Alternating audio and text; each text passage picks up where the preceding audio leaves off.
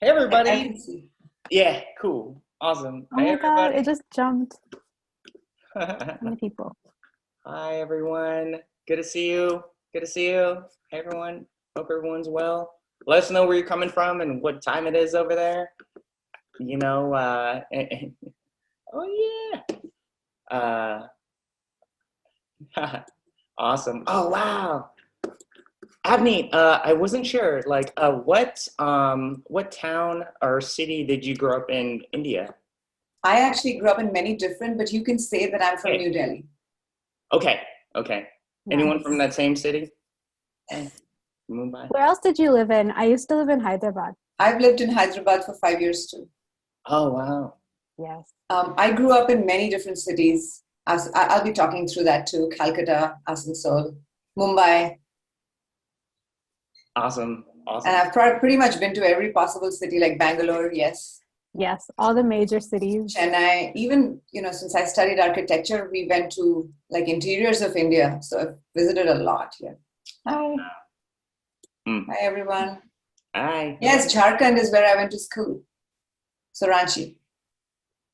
What was the place that you lived in like longest at me?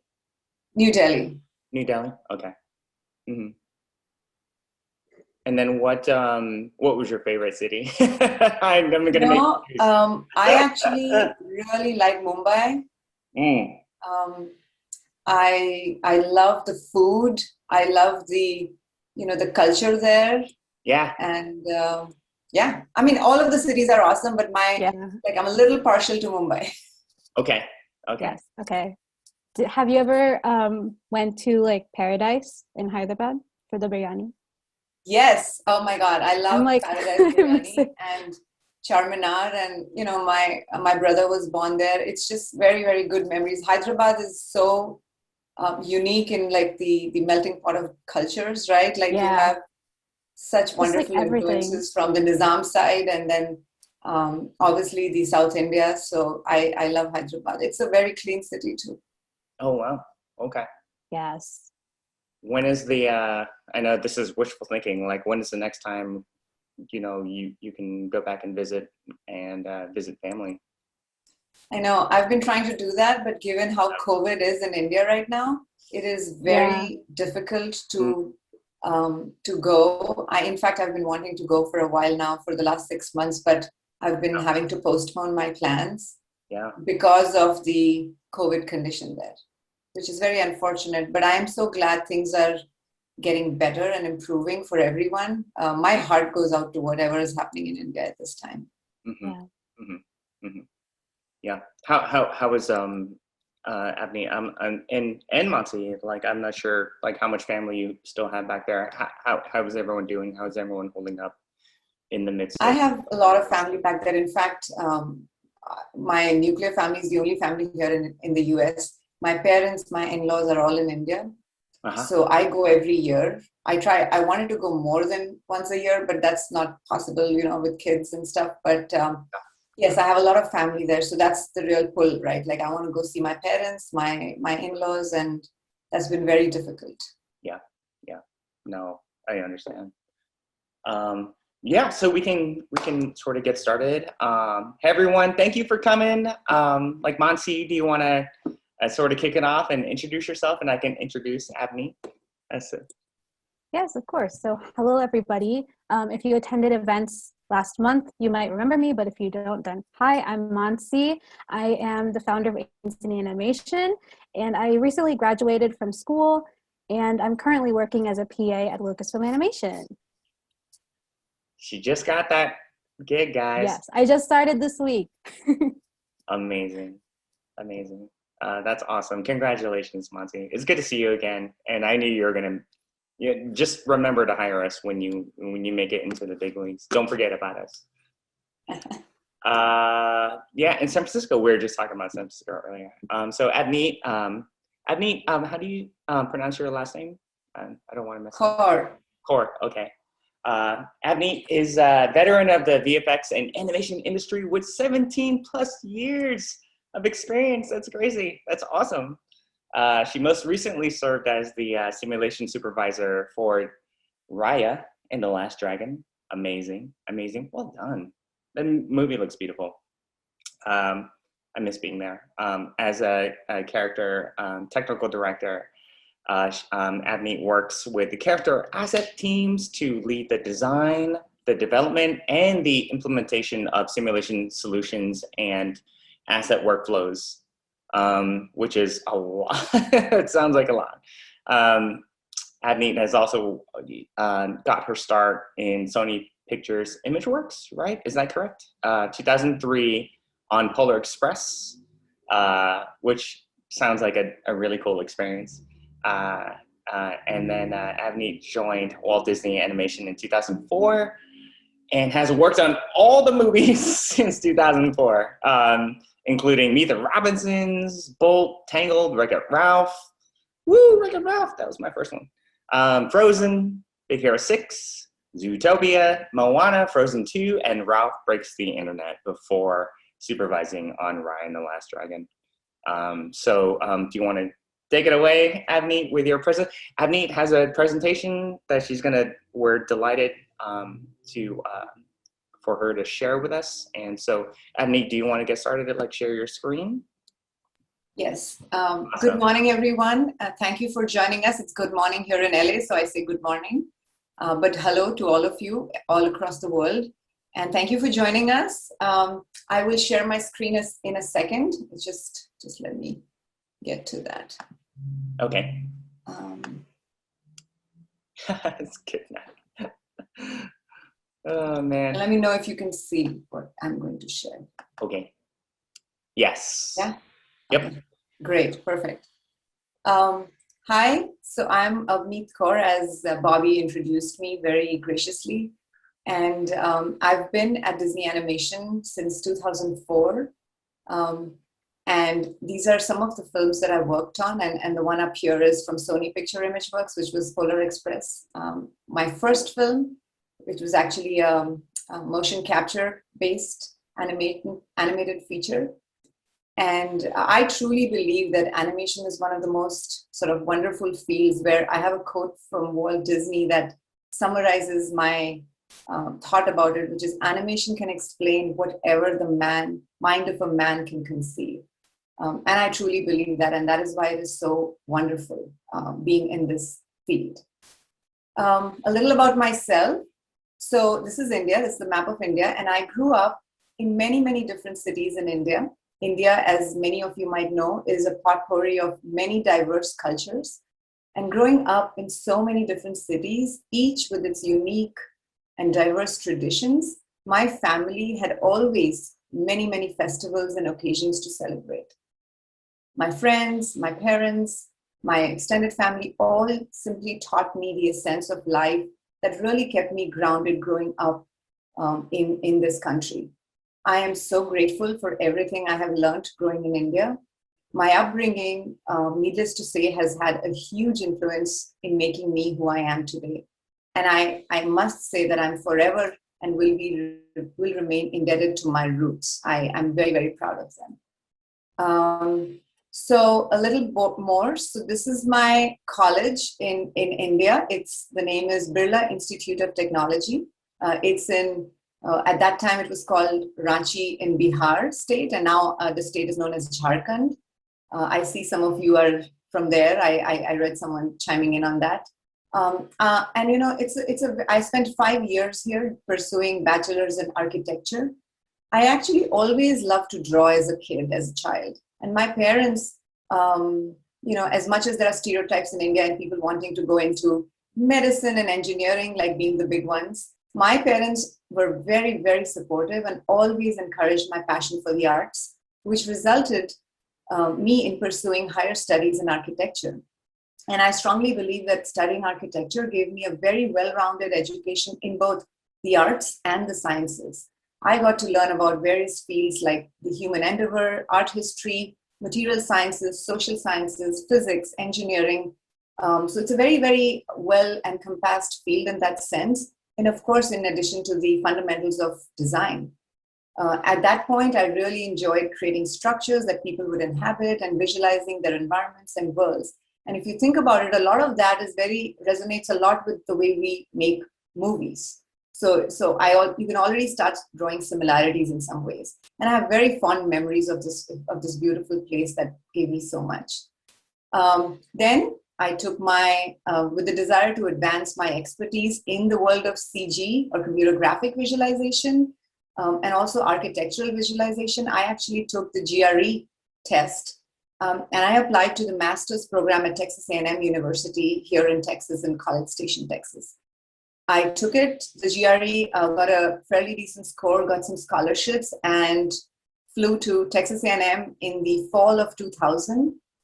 Texas A&M is a very big public university in the United States, and it has more than 70,000 students. And the Masters of Science in Visualization program, its core curriculum was designed to give all students a very basic grasp of both the artistic and the technical sides of what is done in computer graphics and CG animation. So it sort of honed my artistic and technical foundations in the discipline. And it was when I was pursuing this program that I was completely intrigued by the amalgamation of the artistic and technical processes that are involved in CG filmmaking.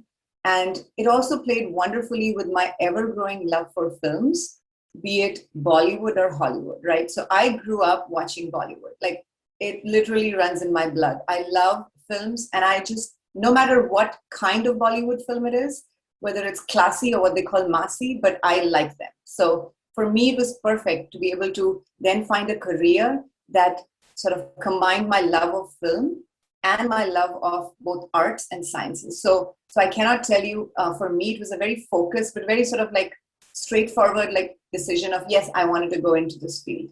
So as I said, it was a natural outcome and seemed like a natural extension, this career of what I already love to do. Architecture and CG filmmaking are similar in many, many ways. And I found myself applying the fundamentals from one to the other. And so, as you can see, the up there are the symbols of my high school, my undergrad, Birla Institute of Technology, Texas A&M.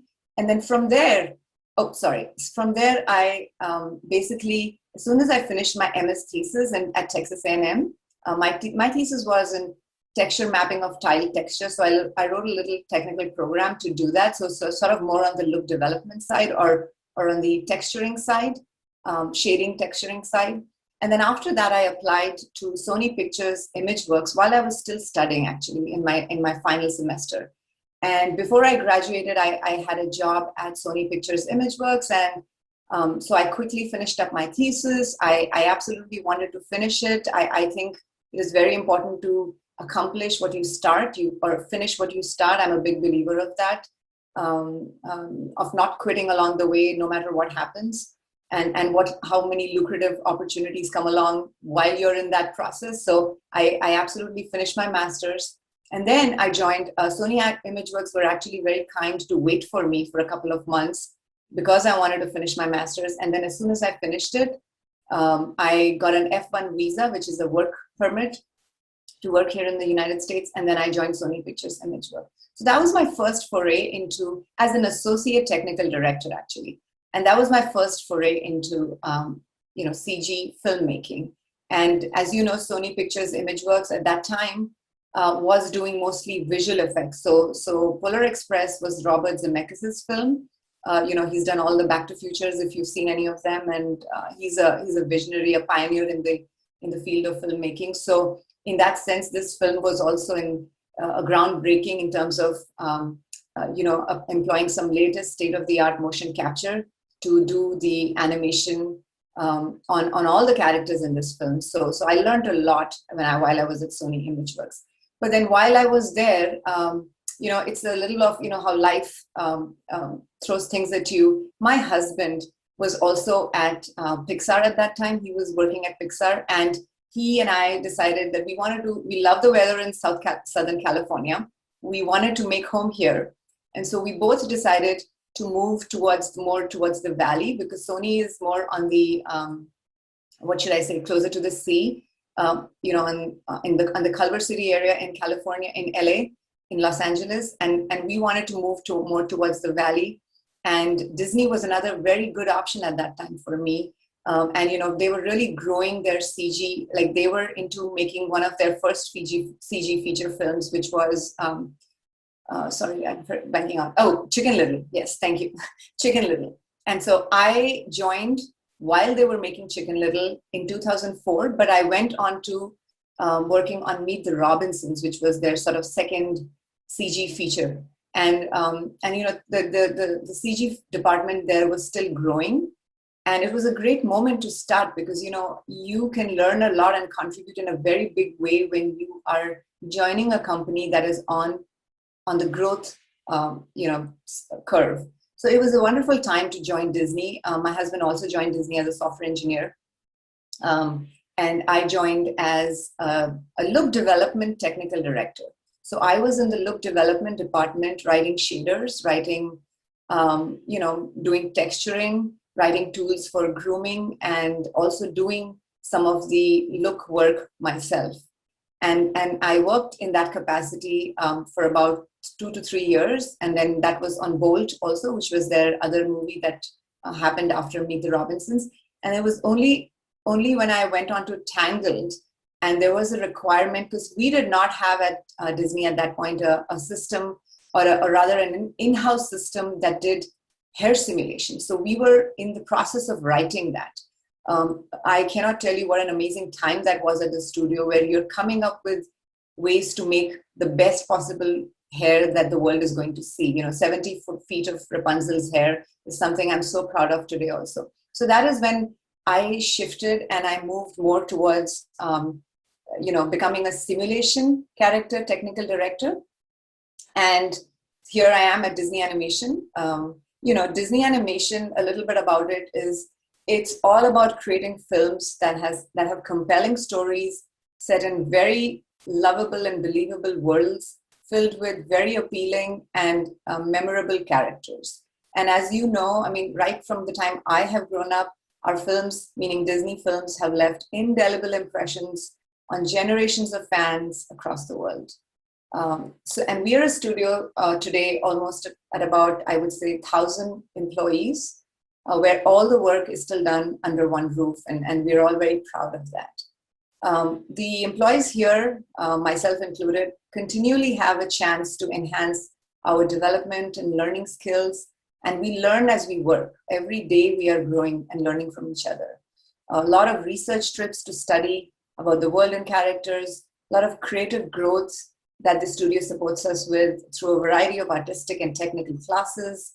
The work environment, in fact, you know, like this is the architect in me speaking, also nurtures our creativity and fosters collaboration in a way that is required when you have so many different creative minds working on one shared vision, which is the director's vision for the movie. So I think that is really important to have that sort of a work environment that promotes, or that sort of a culture of collaboration.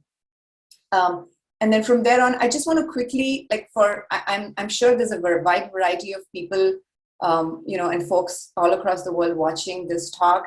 And I just want to just quickly clarify that Disney Animation does the kind of movies that you see right here in the center, the Zootopia types, where we specifically call it CG animation, because there are many different kinds of animation around.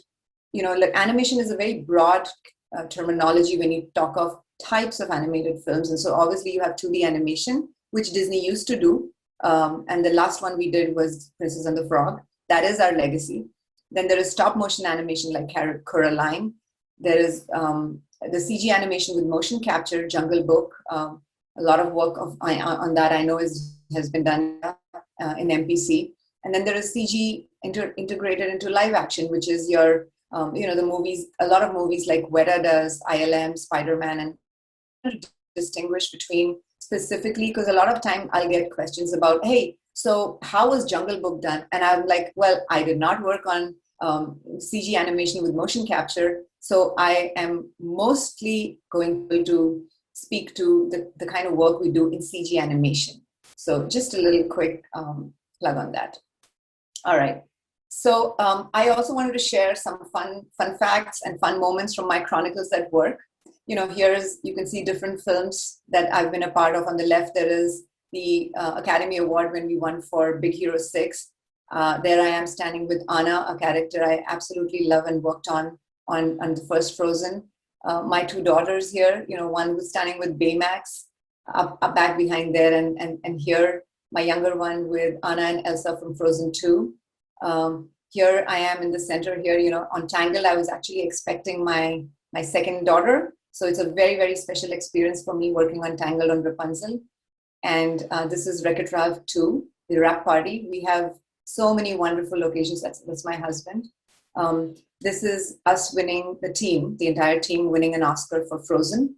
And then in the center here, you can see how much I appreciate the fact that we at Disney celebrate all diverse cultures. And here I am trying to organize, alongside the team, of course, the wonderful occasion of Diwali and celebrating Diwali at Disney in full pomp and joy.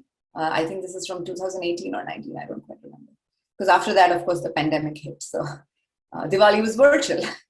And so just quickly, I am so humbled and proud by all of the work that I've got to do at Disney. Of course, every movie is special, but these are some of the most memorable characters that I've personally touched and worked on, each one of them, all the way back from Bolt here to Frozen 2 and Raya here. So we're talking of more than a decade of films and lovable characters. And like I said, each one of them, I've had the opportunity and the blessing of working very closely on for simulation, meaning their clothing and hair, in some aspects clothing, in some aspects hair. So yeah, I'm very, very proud of this. I do want to talk a little bit about, as you watch these, and it takes you back down the memory lanes on some of the movies that you might have watched, of what we do. When I say character simulation, what exactly is that? So character simulation, meaning we work in very simple words, in the simplest possible. You basically add movement or motion to the clothing and hair and muscles on the characters. Mostly clothing and hair, but few movies do require you to do muscle simulation also, like when you have a character like Maui, who is, has very defined anatomy, and you really want the muscles to jiggle and behave the way they would in real life. So very few characters require that too. And of course, even quadrupeds or dragons or characters like that would have a need for that, but mostly cloth, clothing, and hair. And what we do is basically, as character simulation technical directors at Walt Disney Animation Studios, we do setups for clothing, hair, and muscle systems so that folks in the shop departments can actually employ or utilize those setups to create very fine art-directed performances for the hair and clothing in all of the shots that accentuate or enhance the character's performance and respond the right way to the animation that is created on that character, right? So the simulation responds to the animation or the way the character moves. And because simulation is not possible or easy to do with hand, because in animation, like when you do character animation, you're actually able to move around the character that has a rig or a skeleton employed inside them and make the character move. But that is not possible for hair or clothing because it is very, very difficult or time consuming if you were going to do it by hand. So that's why what we have is we have highly specialized tools and software and programs that use physically based techniques, or in simple words, physics-based, math and physics-based programs that will move the hair as if you are putting forces like you would have in the real world, right? When you walk around, you're turning around, your hair is reacting with the air around it, So how does that? It has a certain weight, it has a certain texture. You have silky hair versus frizzy hair. So these all attributes or parameters that we are talking of in like real world life are actually emulated or and then simulated in the CG world using physics. For clothing too, similarly for clothing, yeah. So that's in short what we do. So in a nutshell, it's a highly technical and artistic field, right? So if you like something that employs a good mix of strong technical skills, but at the same time is highly artistic to do because it has to be appealing. I mean, look at the shapes here in Honey Lemon's hair. She's Honey Lemon from Big Hero 6. You can see how gorgeous this look, right? Like, look at the shape of Anna's dress here. Like everything, like her pose is accentuated. Imagine her without the clothing or the hair, right? She wouldn't look as appealing as she does. So there's a huge role that these things that we call character effects, that is clothing and hair, that play in bringing the appeal of the character and making it sort of holistically appealing. So love the field. As you can see, I'm very passionate about it. And then just a couple of other things, you know, I like, there's a broad variety of people watching today. I want to speak to the broad thing of like, what is it that I believe is important as you think about a career in animation? Now you could, the things I have up here as broad guidelines are not only applicable when you are in college, it's also applicable, in my opinion, throughout your life. Like, so whether you are a novice and you're trying to break into this animation field, whether you're studying in college, whether you are someone who has 5 years of experience and are trying to grow into a leadership role, or whether you are already a 20-year veteran and are trying to do even more with what you want to do in the next few years of your life. I think these factors always apply. So know yourself, be very self-aware of what you like, who you are, why are you wanting to do what you're doing. Find your passion and your strengths, and believe me, they will evolve over the years and over time and over your life. But it is very important to acutely be aware of what is it that you want to do, and why do you want to do it, and how does that relate to your strengths? Is there an aptitude that you have towards it, or is it a skill that you would like to grow, right? Because strength and skill can be two different things, and that is very important to know. And sometimes you realize that much later in life, but it is still good, you know, like kids nowadays, like, you know, my daughter is a teenager and they're already aware of these things, and it's so important to be able to continue to digging into that aspect of yourself. Always try to be the best. And I cannot stress the emphasis on focus, discipline, and hard work. In my opinion, or in my 2 cents of an opinion, hard work overtakes anything else that is possible. Like, no amount of talent can do what hard work can. Talent is very important, but hard work, with talent without hard work, I am not sure how far it will get you. So hard work and discipline and being able to have the right focus, which again, these are not easy things, I understand, but try to aim for them as much as you can. Continue to learn and grow, always be proactive. You always think like a child. You always always believe that there is so much more around you that you can imbibe, that you can absorb, that you are hungry to learn. I always think that, like, every day is a new learning experience, and I know very little, and I will continue to want to, you know, soak more from those around me, from the environment, from the people, from what I'm doing. Every aspect is like, I'm curious about it, and be very receptive to what is there around you. Again, humility is a big factor there, in my opinion. Find a mentor, find someone who can be there as a sounding board, someone who you can go to for guidance, someone who you can go to for support, and often to show a direction when everything else seems lost to you, because those moments will happen in life. And in the end, the most important thing, never give up.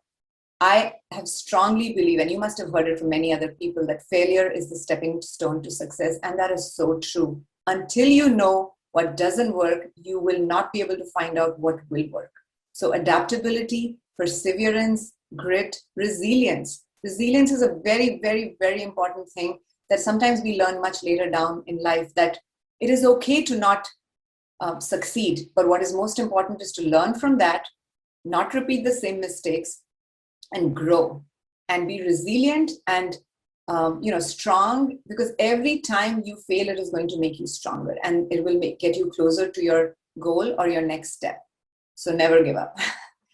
I will come to questions. So at some point, if you have any questions regarding any of this, and you want me to sort of dive a little deeper and something that relates in this to you or does not, feel free to keep this in your mind and come back and ask a question about it.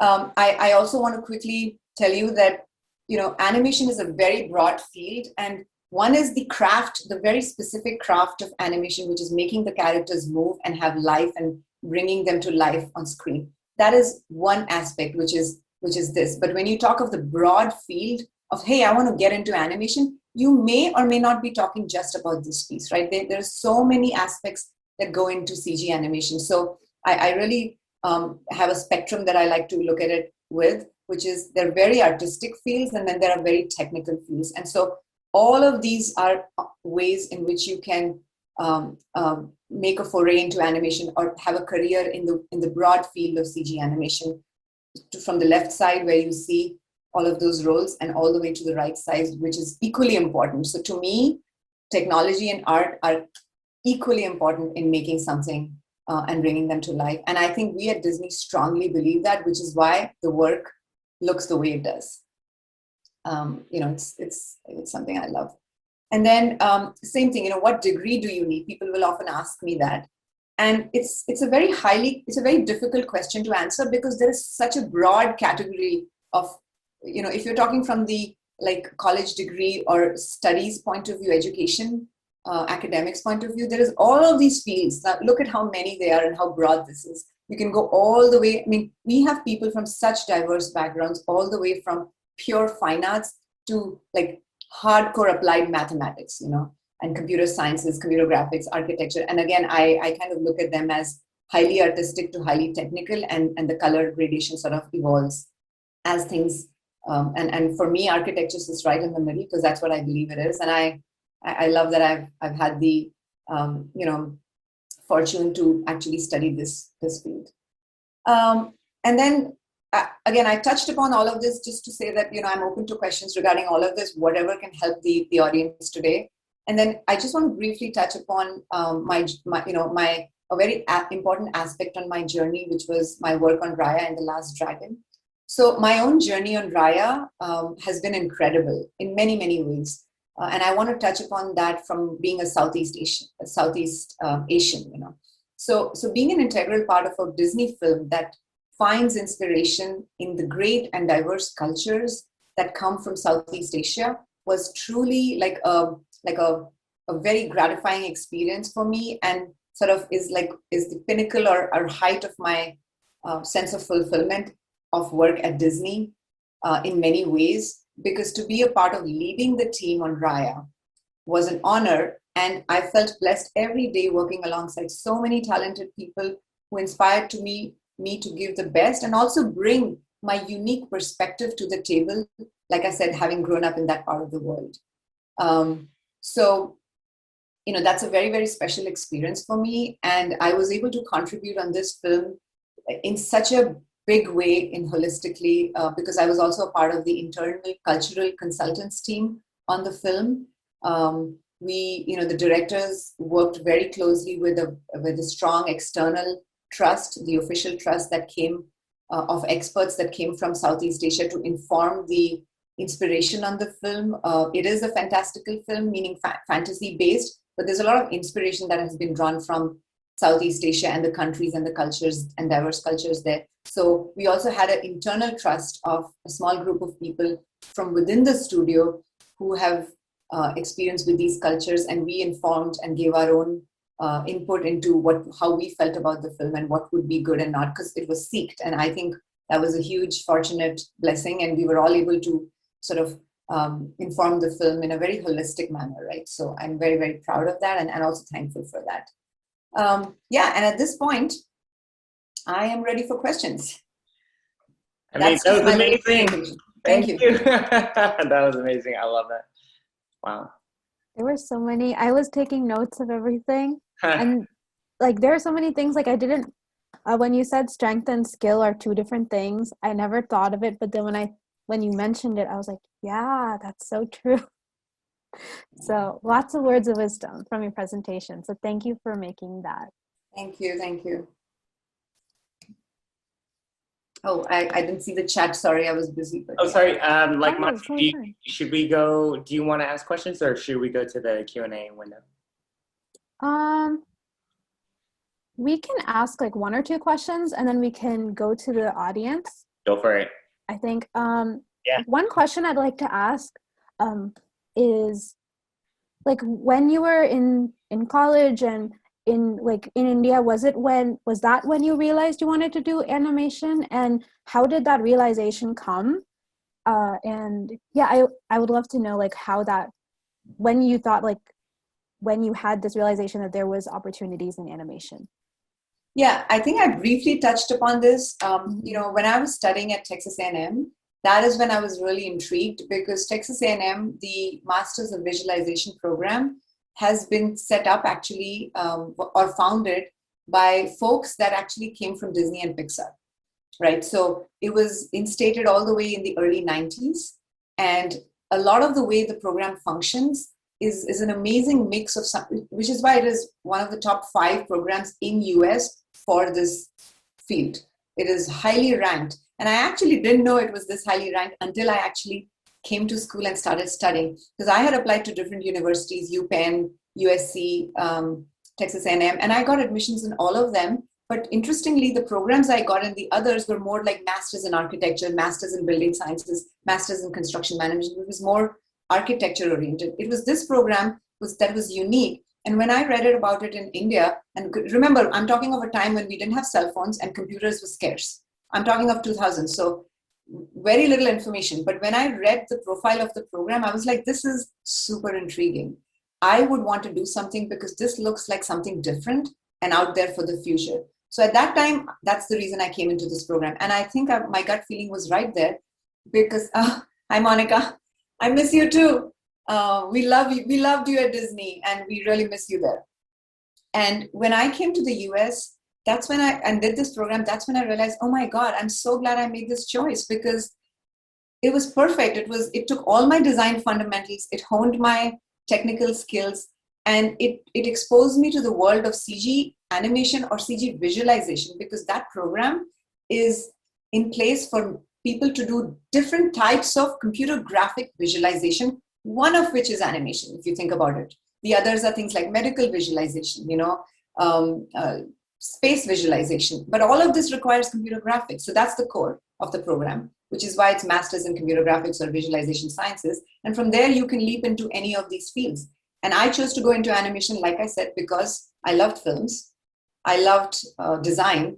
I loved science. And it was perfect. It was a blend of all of these 3 things that were my passion since childhood.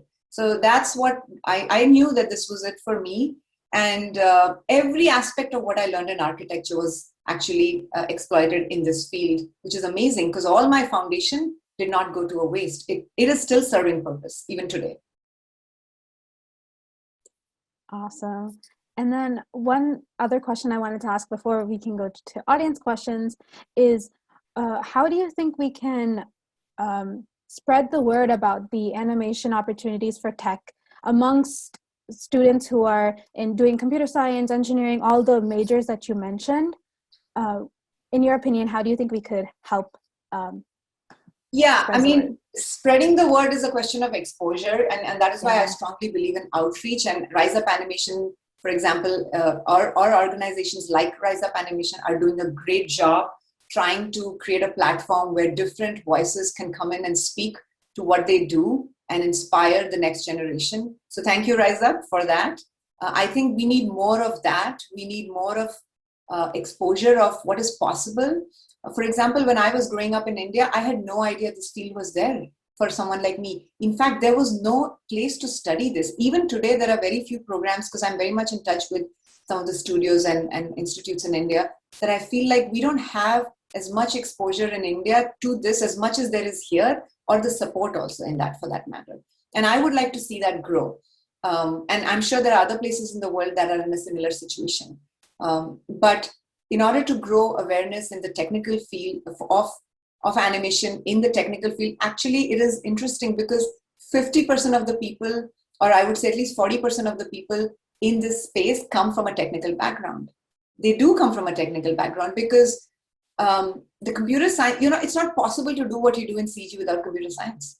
It is all computer graphics based and computer science based. So you have to be technical to some degree, even if it's just knowing the software, right? Like to use it as a tool set and to leverage it to the best of your ability as an artist. You still need to be a slightly technical in that sense. And then you have the extreme spectrum, which is hard. a lot of PhDs that are at Disney Animation, right? Because, and these are PhDs who not just enjoy the tech, but they enjoy the tech in the service of the artistry, right? Which is why they choose to come to a place like Pixar and Disney and not go to, let's say, like a, what should I say, like a hardcore, like a Qualcomm, or where they actually have proper, software engineering going on, like hardcore software engineering without the visuals of it. I can't even say Google, Facebook now, because even they are doing content creation. So they've become more sort of like, not maybe as artistic as Disney, Pixar, but kind of going on those lines, Netflix, Amazon, everybody's doing content creation. And as soon as you talk of content creation, you need both artistry and technology. So it is so easy, I think, or so much more possible today than it was in 2000 when I entered the field to get a break. You just have to almost follow, like no matter what the industry, I think your guidelines to me remain the same, which is know what you want, focus, grow your knowledge on it, find the opportunities, internships, build a portfolio. If you're tech, build a tech portfolio. See if you can write some tools around making something very simple happen on the artistic side and things like that, and you get your break. I can go on, but I'll just make space for questions. No, yes, I agree, because especially like I moved in 2017 to the US from India. And when I came, I didn't, like, people would tell me like, oh yeah, we outsource our effects and everything in India. And I had no clue that there were even studios in India. So I think that it's very important that, Rise Up Animation and so many other places are bringing that to knowledge, because I lived there for 10 years. I had no clue that there was MPC or there was like Focus or anything there. Right. So, and there's just so many you possibilities. When we came into this field, at least when I came into this field, a little bit of an old timer here, we didn't have that much of Google and information available on the fingertips. You have the world at your fingertips today. World, literally. You Google what software Disney uses, whatever's public information, you're going to get out there. So increase your awareness. Try to find out what is it that studios are using if you have an interest in working in that studio. Pixar has so much information on their website, which is public, which talks about how they make a film. There are videos, there are pipeline, like, little snippets of how things are done. So much exposure or information is available, you may almost get inundated. But so that's why, like, triage and see what exactly you want to learn about, inform, grow, and the more informed you are, the more you will get the opportunity, because you will be so much more stronger and confident of yourself. That's awesome. Thank you, Avneet. Charan, are you there? Do you want to come on and ask your question for Avneet? Hey, Hi. am I visible? Yeah. I can hear you. Am I even audible? I forgot to ask about that. I've always been interested in all parts of the animation industry. So I thought of becoming a generalist of sorts. I'm also interested in simulations. So I was just asking if there is a very specific thing that a beginner simulation artist should know, what should it be? Yeah, I mean, there are a lot of people who like to become generalists. It's a great way to start, because, in fact, I did that myself. And that's why I said that I came in as an associate technical director, more general. You're broad, meaning you go and help and support whatever is needed on the film. So you get to learn a lot. And that point, once you get that exposure and you understand, there's modeling department, there's simulation department, there's rigging, there's animation. That's when you really start finding out what is it that you are responding the most to? What is it that you enjoy the most? And that is probably a good idea to come in as a generalist, unless you really know what you want, which also many people do, and that's fine. It's a question of knowing your focus. And some people want to try out a few different things and experience animation broadly, like the field of animation overall, and then decide what is it that they want to dive deeper into. So that's a great way of doing it. And if you already think, to your second part of your question, that simulation is something that you want, then I would say get experience in how, like, Maya is an off-the-shelf package, right? Like, you have Maya, you have Houdini. Both are very strong inbuilt simulation systems, right? For both clothing, hair, and any other kinds of simulation. my suggestion would be get into Houdini, get into Maya. There are trial versions available. Familiarize yourself with how a simulation solver works. What's the physics behind it? Do you understand intuitively what's happening? How do you use the tool set to create something simple? Like, a hair simulation or a cloth simulation, or if you want effect simulation, which is, fluids, that's also possible. So it doesn't have to be only character, it can be environmental, which is fluids, fire, smoke, destruction, fracture. That's all simulation, right? It's all physics-based. So inform yourself, build a few things. There's a lot of good tutorials. There's a lot of good websites. Get familiar with what it is. First, understand whether you really like it or it just seems lucrative to you. Once you believe that, yes, you are really enjoying it, then start putting together maybe a demo reel or a portfolio that has something that unique that you have created. Because look, we all know the world is a competition. So the important thing is what stands you apart. And what will really stand you apart is honestly your own uniqueness. Do not compare to others. Do not see, oh, their demo reel was like that, so mine should be like this, because it has to speak to you. This is something that is applicable, in every stage of your life, whether you're applying to an admission in college, whether you're applying for an interview. It is what you bring to the table. And I really am a big believer of that. So that's why you need to first dig into yourself and see, okay, I like simulation. Why do I like it? What aspect do I like? How can I make it unique where it is special? And you trust me, if all of that comes through, you will stand out. And when there are 10 people looking for the same role, it is your uniqueness which will stand you out and make a difference, and you might stand a better chance, right? So I always think from a very, what is it about it that resonates with you specially, rather than make it, like a generic, check. That makes sense? Did I answer your question? Yes, Okay. yes, it does. Thank you so much. Thank you, Jaran. And Thank then you. Mahima, you want to come on and ask? Hi. Hi, Mahima. Hi, how are you? I'm good. Okay. So good to see beautiful people here on my screen. Oh, okay. So, hi, Avneet. I am Mahima. I just recently completed my studies, but I guess I was a finance person. I graduated in marketing and finance, but suddenly I decided animation is my thing. So I was kind of hoping that Rise Up should do a person, artists who are most interested in simulation, because all of them are, kind of, I don't know, I'm nervous right now. It's all right.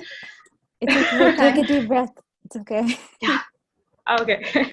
So, as you mentioned in your point, like we should all have a mentor who can teach us and, who can just support us with whether we are good and bad.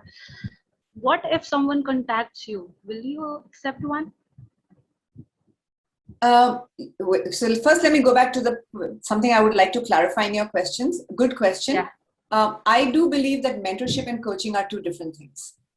Yeah. Okay. Mentorship is encouragement, the ability to inform in a broad perspective, give you a broad range of sort of insight into things at a sort of like a higher level.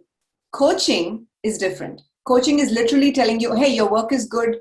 It's like a real review, or your work is good. Here's where you need to exactly improve. Because a mentor can be somebody who is not necessarily in the field of your choice also, right? Mentorship is a much more broader terminology to me than coaching. So are you looking for coaching or are you looking for mentorship? Mentorship.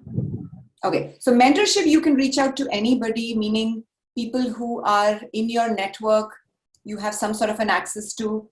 Usually, like that is exactly what Rise Up Animation is doing so graciously, which is, trying to find people who are looking or seeking mentorship, some opportunities for connecting them to a mentor that might be good for them. Because, you have to find a mentor that works for you, because you can't just go, you probably shouldn't just go to anyone. You should think of what is it that you want and why do you want to go to that person for that thing? Can they really sort of help you in that space or not? So think a little before you think about who you want the mentor to be and why. And that again will take you back first to who you are and what are you seeking from that mentor?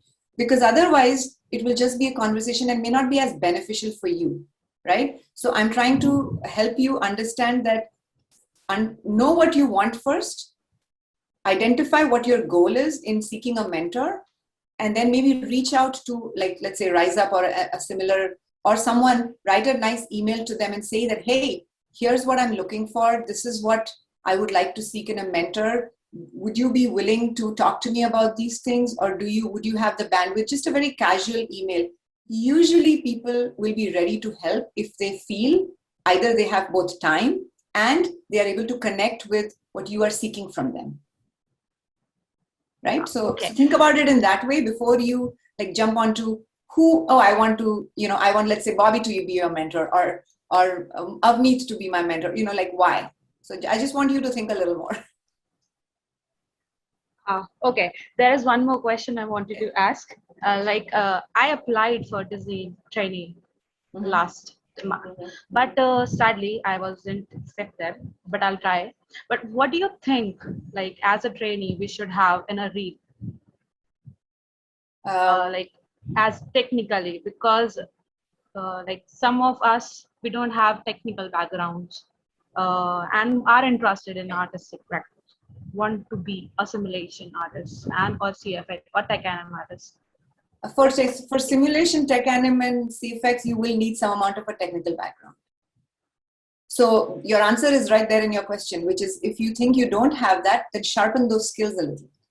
Right? So build your portfolio to demonstrate because it's very clear in the Disney animation career listings and when they put out for internship, like, because I'm a part of, we formulated very carefully the language. So it's very clear in the language what they're looking for and what they're seeking in skill sets.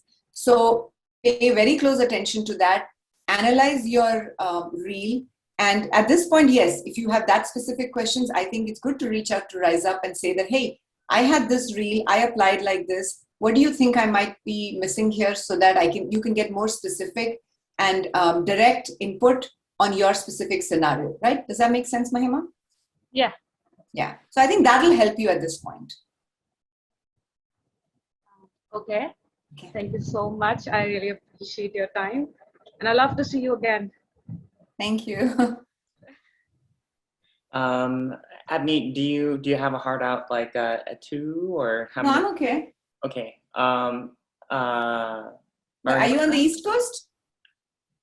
Me? Are you on the East Coast? Me? Yeah. Oh, no. I'm in Glendale. I'm okay. Because you said 2. Because you said 2 p.m. Because it's 12 noon here almost. Oh, no. Oh, I don't know what I said. That's all right. It's okay. Mariana, do you want to ask Avneet a question? Come on. Hi, I just want a little question. But can you talk about your adaptation in the US? I think it's. Oh, sorry. yes. That's such a good question.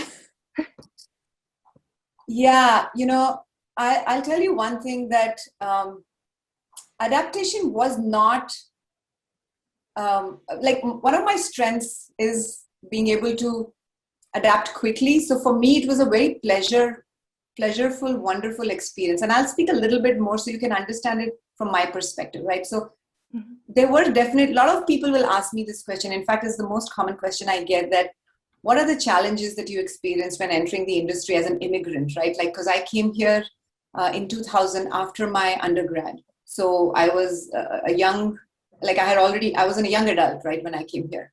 So I'll tell you first, at a high level, 3 big things.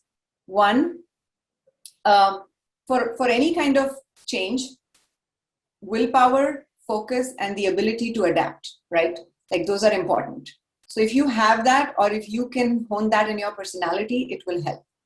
In my case, what really helped additionally is a little bit more personal, which is a very, very supportive family, right? So I think, I was very lucky that my parents, my husband, I came here, I was engaged. My husband was very supportive in helping me pursue. Everybody, it doesn't matter man, woman, I think you need support from those around you. It could be the family, it could be your environment, it could be your friends, it could be whoever you are close to, but we all are humans and we need some support. So I think support is very important. I was very lucky that I got that. And I think the biggest thing for me, very, very personally, was that because I grew up in India, which is so ethnically diverse, and I grew up in so many different schools with so many different cultures around me, religions literally, that it gave me a really good understanding of people around me, different beliefs, different ways of living, different ways of thinking, right? So what that did is it really broadens your perspective, and it gives you the inherent ability to understand who is around you better. And when you are able to understand, when you're able to accept, when you're able to appreciate the differences around you, it doesn't matter which part of the world you go to, because you will be very agreeable to adapt, because you're okay with what's around you, even if it's a change. It doesn't matter. Like the Eastern and Western cultures, they say, is very different. Yes, there are some things very different, but trust me, the core of human values is the same everywhere, right? So if you just give grace to other people around you, if you just think that the challenge around you is because that person doesn't know who you are, so just give them the grace and just, a little more accepting. It's not like it's not easy. It's not like it wasn't a struggle, but it's a part of life. You're going to have to struggle when you make a change. But what helps there is how quickly you come out of that struggle, how quickly you surface from, the depth. So yes, be a good human being and just be respectful, appreciate the differences around you. Doesn't mean imbibe them. It's totally okay. You don't agree to what's around you, but live and let live is my motto. And if you, and usually with that motto, what happens is I'm fine with whatever's around me. I'm not going to get colored by what's around me because I have very strong values of my own. But at the same time, I have no objections to what people are doing around me, because I'm like, you know what, you grew up differently. It's totally fine if you want to, do things a little differently than how I think. I respect you, you respect me, we can still coexist. And so with that mindset, cultures don't make a very big difference to me, because I like actually learning and appreciating different cultures. So that was the biggest difference between East and West, which is why when I came, slowly but surely, I adjusted very quickly. And I also think that this is such a wonderful place of opportunities, like the US. And people are so, in general, people all across the world, even in India, humans are generally nice. You have to give first to get, right? Like, so if you're nice to them, if you will not really have a trouble, I don't know if I'm making sense. I know I'm talking. No, it's making sense. Yes. Yeah. But so I really didn't struggle in that sense, but I'm also very grounded with what I came from in India. Like my values are very strong. I have very deep connection with my roots still. I am who I am, and I stayed who I am. Well, thank you so much. Thank you. Thank you. Thank you. That's awesome.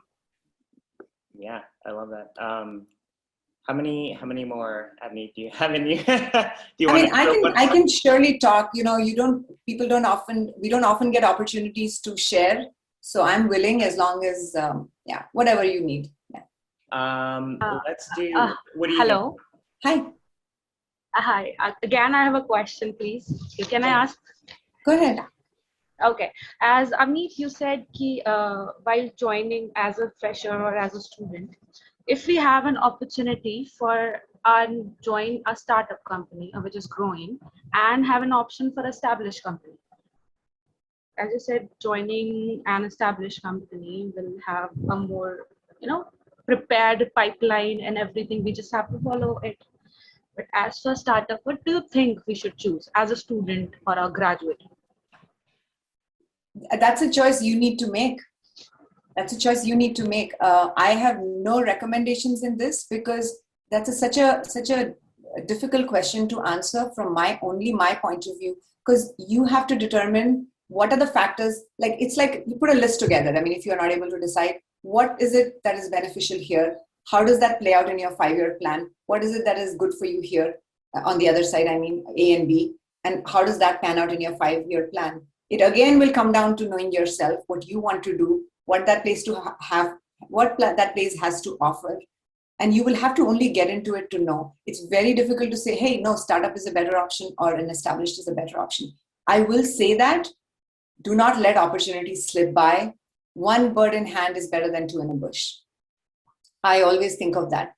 Opportunities are like blessings that come. You want to keep yourself open, and until you are in a position where you can, which happens much later down in life and sometimes never does. And for me, I don't even believe I want it to happen, which is always think of a knocking opportunity as a very potential thing to do. And do not overlook them. Do not say that, oh, you know what, this is not that good and I'm going to go for that. Because evaluate it very, very thoroughly before you make a decision. The last thing you want to have is regrets, right? So I wouldn't say startup or established is anything. It's really what you want for yourself. Yeah, I cannot give more specific answers because I really think it has to come from you. Thank you so much. Yeah. Are there some questions here in the Q&A that we would like to? Michaela, oh, that's where we're answering it from. We're bringing them on. Perfect, perfect. We're bringing them on. Michaela, do you want to come on and answer to Avneet? Hear me? Yes. Yes. Hi, so my name is Michaela. I'm a high school student who's interested in animation, and most of my training is traditionally. So this question is kind of for Bobby and Avneet, but you kind of touched on it earlier. What softwares do you recommend getting a knowledge in? I know Photoshop and Maya are big in the industry. Are there any others that you think would help in our preparation for getting into animation? Well, I mean, I can mostly speak to some of the technical software. So there's obviously Photoshop. When you said, I mean, a little bit more info would be good. So when you said that you want to, you have a background in fine art, you said arts mostly. You're in high school. Mm-hmm. Okay, so you have the world ahead of you. Wow, so exciting. Yeah, I mean, if you want to go into arts and Maya will also be a little more technical, but yes, it's great if you want to plunge into Maya. But at this point, I would say more fundamentals of knowledge, right? Like these are packages you're talking of that come later. If your fundamentals in art, in design, in computer graphics, whichever field you want to delve into are good, then software picking up and tool picking up can happen at any time in your life, remember, and they're going to change. There are hundreds of tool sets out there. So my recommendation to a high schooler would be more of get your education, like what do you want to study? If you want to study, right? Is that something you plan to do? Yeah, so I'm a rising senior and I plan to major in animation. There you go. So that's what you need to then focus on, which is like the fundamentals of animation, like the education on that, the knowledge on that. Build your base with the knowledge, with the education. And by that I don't mean necessarily going to college. Knowledge can be built in many ways, as we all know. But if college is one of the routes, then study that in depth.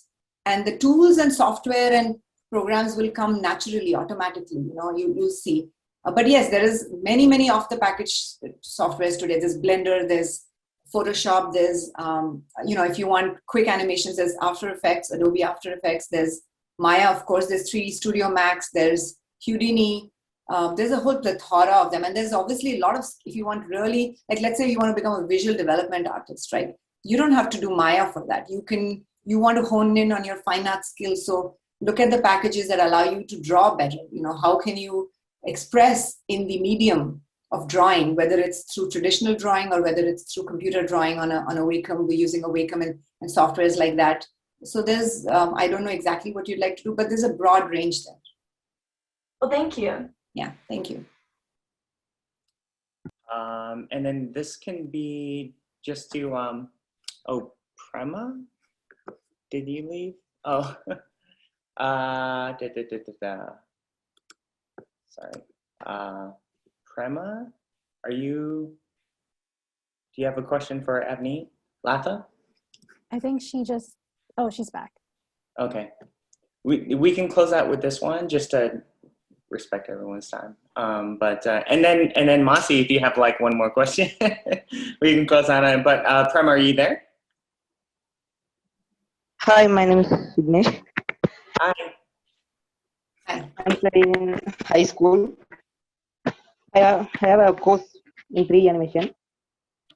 when I study in India, I have my dream job is become an animator in Walt Disney Animation Studio. So, which I study in India or in I study in USA, which I comfortable to join in animation in Disney. Oh, are you asking me that should you be studying in India or the US to join Yes, ma'am. to get a better chance at being at Disney Animation? Is that what your question is? Yes, ma'am. Education is education, right? Like good education can happen in India or in the US or in the Britain or in Japan, anywhere you want. So I don't think you should think about it more as a country. You should think about more as that what is it that you're trying to study and where is it that you're getting the option to study that the best, right? Sometimes you could get the option right near where you are. You have to look for them. If there is an option in what you want to study, in what you want to do right around you, then go for it. It doesn't matter if it's in India or in the US, right? I think the quality of education matters. How you study and how much you put and get from it matters. And those are things that will remain no matter where you go. Now, what can make a difference is the program the school offers. There are certain schools that are highly rated and offer highly competitive programs. So if you look from that variable point of view or that factor, then yes, do your research, find out which are the colleges that offer a program that is like the top 5 in the country, whichever country it may be, and go for that, make your application competitive so you can qualify for that program. So if you want to aim for that, so there are various other ways to think of it, which are probably going to help you more than which country to study in. Thank you, ma'am. Have a great day. Thank you. Thank you. Yeah, and so people in the chat were listing the programs you were mentioning, but I think that's pretty good, right? Maya, Blender, Houdini, After Effects, Photoshop, yeah, for the most part, yeah. But yeah, and thank you everyone for your time. Monsi, do you want to close it out with a question, or do you want to just like? Sure. I think one question would be for, like, what kind of advice would you have for people who, wherever they are in the world, whether they're here or abroad, anywhere, what are some words of wisdom you feel like they should keep telling themselves when they feel like they are stuck? That's or to keep them going? So great. Yeah, no, that's a good one. I kind of briefly touched upon it because it's a big philosophy of mine, which is never give up. I mean, there's a very, very famous dialogue from Gone with the Wind. Tomorrow is another day. So tomorrow is another day. It's true. Nothing in the world or no letdown can be big enough that you cannot come out of it. Nothing, I believe, right? Like there are absolutely going to be setbacks. Life is not going to be smooth. There are going to be obstacles. It's going to be a roller coaster. But you will notice if you look at success stories or what people usually call success stories, it's people who just continue to go at it. People who continue to do it because they believe that, okay, one door is closed, but guess what? Another window or another door will open. And so hope is what keeps us going. Never stop dreaming and hoping and believing in yourself, no matter what happens around you. You have to tell yourself, I know I can do it. I will do it. And I'm going to try harder. I know it's easier said than done, but trust me, it works. Just tell that to yourself. Tomorrow is another day. I'm going to try again. I'm going to give it my best. And you know what? My best has not yet come, and I can do more. Ah, I love it. That's so beautiful. Man, that's fantastic. That's great. I'm going to spin in my chair for that. Thank you. Thank you, Bobby. You're so sweet. Amazing. Thank you so much. I love that so much. What a beautiful, beautiful sentiment to end on. And thank you so much, Avneet, for taking your time and sharing your experiences with us here at this, with our community and Monsi. Yes. This is like a master class. Oh my, yeah, master class of just kind of you've done it. And so we're just trying to get a sneak peek into like how we can, all of us can follow in your footsteps essentially and kind of live that dream. The dream that you had in the beginning was very palpable of just kind of like, I love working at Disney. I love the legacy that I've been a part of, and we all want to be a part of that too. So thank you so much for, you know, just giving us some insight on how we can get there as well. So thank you so much for your time. Yeah, and I'd really like to take this time to thank Rise Up for what they're doing. You know, for years I hadn't seen a platform like this, an organization like this, and people going out of their way, like people who are so well established, taking the time to make a difference to the world out there, to help out others, because we all know that we all need help and support. Nobody survives without that. So just coming together to do something so selfless and noble, where you can impact and give hope and help to others, is such a noble thing. I am so thankful that you reached out and I could be a part of this. And I would like to say that in any time in the future, people watching me here and via Rise Up, if you want to seek help, I'm happy to offer my time and help, because it is so important for us, I believe, at this stage of our lives, like people like myself. I'm sure Bobby agrees, because that's why he's doing this. A part of this big organization is that we give back. We give back to grow the generation for tomorrow. You know, people who can take this even beyond where we've been able to take it. So I truly believe in that, and I hope to stay connected with Rise Up and interact with some of you wonderful people who joined us today. So thank you, Rise Up. Thank you, Bobby, especially, Mansi, Monica, I love you, and Trent, everybody, you know, for taking the time to get me to be a part of Rise Up. Oh, Avneet, you're wonderful. Thank you so much. You have the biggest heart. Thank you, everyone. I hope everybody has a great rest of your weekend. And Mansi, Avneet, Monica, and everyone else, thank you, everyone. Be well and stay inspired, and let's all keep chasing after our dreams. So thank you, everybody. Bye. Good Thank luck, you. everyone. Bye.